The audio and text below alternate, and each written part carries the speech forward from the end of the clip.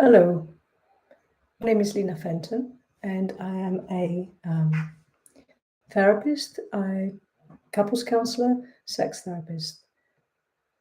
I'm making this video today because it's Women's Day, and I wanted to say something that of my own journey as a woman, and what I've been thinking about today is our kind of internalized feminine. No, that's wrong. I want to talk a little bit about how we have internalized um, beliefs and attitudes and ideas about what a woman is or should be, and how, in some ways, those unconscious, conditioned thoughts and feelings perhaps go against what we might think of as feminism or female emancipation, or however you view it. I mean, I have read many books, and I want to just give you the information, first of all, that this comes from. Currently, I'm reading a book called Sway by the author is called Priya Agarwal. At least I think that's how you spell it. And Sway is about the internalized bias and the unconscious social bias we carry on many issues and many items. Today, it's particularly about women, females, because it's the 8th of March 2023 and it's Women's Day. And I'm very aware that I've held, for most of my life, I guess, I've held fairly fixed ideas about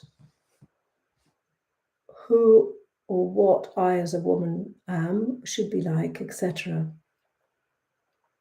I'm also aware that coming from a Christian background, Roman Catholic background at that, I think that we are imbued, both men and women, imbued with a kind of split in the female, because she's either a virgin or a whore, basically. I was talking to someone earlier today and saying that, often in religious settings, the female is, the maternal, nurturing female is asexual, or a virgin indeed. And in many cultures, to marry a virgin is the ideal for men. And what does that mean for us? Because I've also worked for many years with women, and their sense that there is something wrong with them if they're not sexually chaste, to use a very old-fashioned word, etc. But if they've had multiple partners, that there's something wrong with them sexually, basically.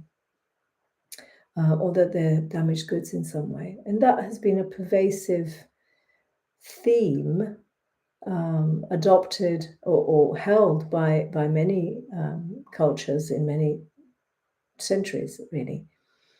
And we're born into that. We're born into those kinds of beliefs, that if I, as a woman, am free in my sexuality, if I am in full possession and control of my own sexual power, then somehow that makes me bad or wrong in some way. And the many ways in which that can be the case is exemplified in all, all religions, to the extreme of covering the full person, and to many other ways in which we are conditioned to believe we should look, the wearing of makeup, very, very many things, which I'm sure you're aware of. And what is of particular interest to me is the way in which we hold that in ourselves and how that impacts or influences my life. So, for instance, I, in my teenage years and early 20s, I very much cleaved to the belief that my role in life was really to be wife and mother.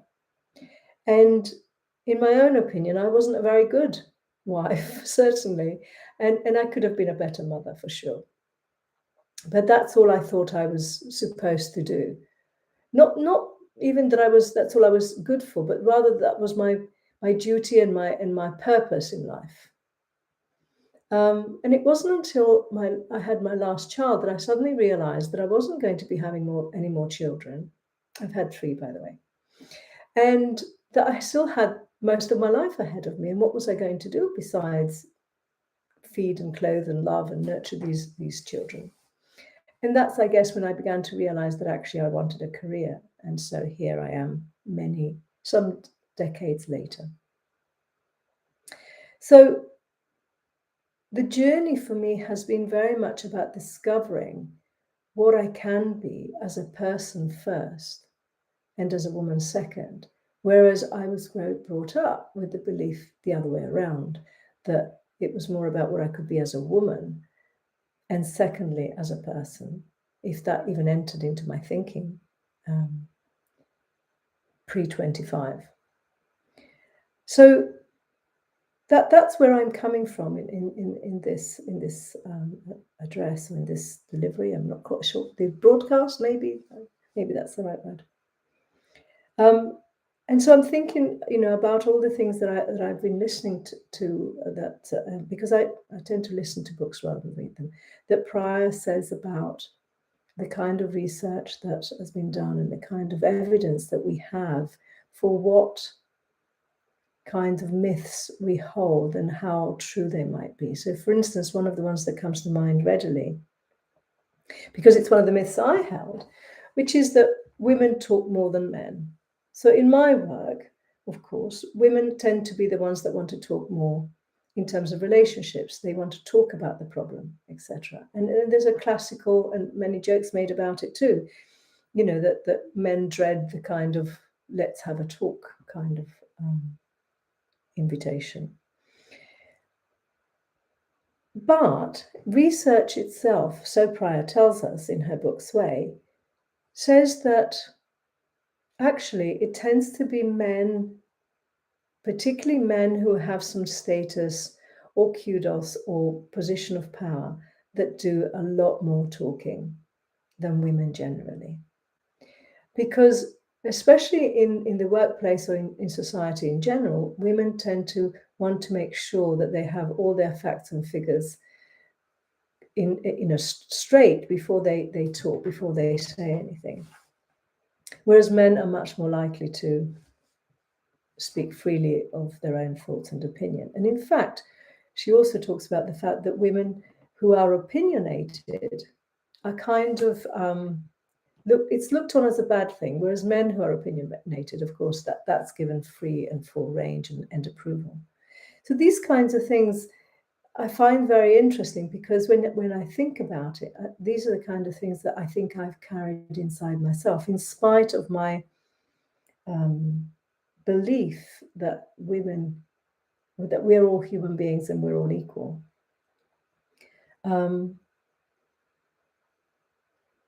The other side of that, from my point of view, is what we as women think about men, or what our beliefs are again internalized myths about what men should be like. And one of the most interesting things that I've read and learned about from a different writer, this time I'm going to talk about some of the work that I've read about by Brené Brown, who is an American professor. And she has done a great deal of research into vulnerability and the power. She has a book actually called The Power of Vulnerability. And I believe it's in that book that she tells a story of when she was at a book signing, and she had signed a book for a woman and her daughter, and her husband was standing by. And when the woman had left, the husband said he wanted to have a word with her. And he told her that as far as he was concerned, the last thing that his wife, or women perhaps more generally, want to see is him being vulnerable. In fact, I believe the quote is something like, she'd rather see me dead sitting on my white charger than see me really vulnerable. And that really stuck with me. And I read this book some years ago now, and yet that has really stayed with me, because I think that there is an unconscious expectation, and women sometimes actually say it. He's my rock, referring to their male partner. He's my rock. He's who I depend on. And actually, if we're stay-at-home mums, we sometimes find ourselves in the position of being financially dependent. And that's very much a traditional role assigned to men, that they are the provider. But it's this idea of vulnerability that intrigues me, because I think that the expectation is, and I think it has been for me for many years, less so nowadays, but certainly that, a man is supposed to be sensitive to and compassionate and empathic to my vulnerability, but somehow never considering his. And that may be an imbalance in my own training, my own very traditional upbringing. Or it may be, and I believe it's more society-wide, and in some societies more than others, but nonetheless, it's sometimes very difficult for women to really feel comfortable, let's put it that way, to really feel comfortable with a vulnerable man.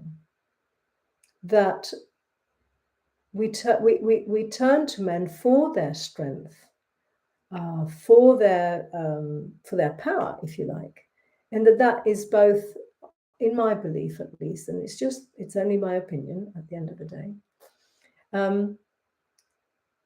that it's both a kind of primordial biological directive, the idea that we seek the strongest, the alpha male for reproduction. Certainly that makes sense. But I think that it kind of extends also into more psychological and emotional realms. And one of the things that saddens me in today's culture is that as women, we're too ready to ridicule men who are not knowledgeable, or who show some weakness, or who don't live up to that typical, maybe toxic male stereotype. And so I guess I'm saying all of this because I want to urge you, the female listener, as much as I want to remind myself that vulnerability is as much a part of masculinity as it is a part of femininity, that it is about being human at the end of the day.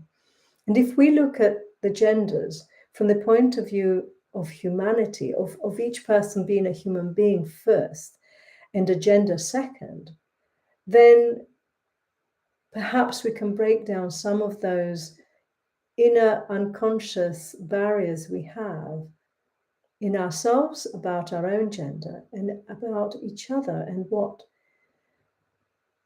the assigned gender role might be, whether it's socially or family given.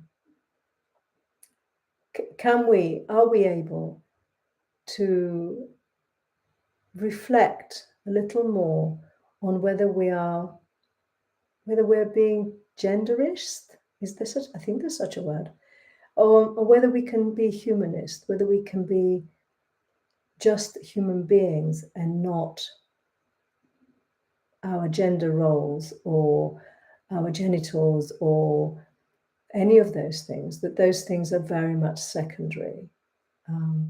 And so thereby elevate ourselves, actually, both men and women, to a kinder, deeper, more an improved level of humanity with each other. I hope you've enjoyed listening to some of my own personal thoughts about this issue, and I wish you, if you're listening today, I wish you a very good Women's Day. And until next time, thank you for listening.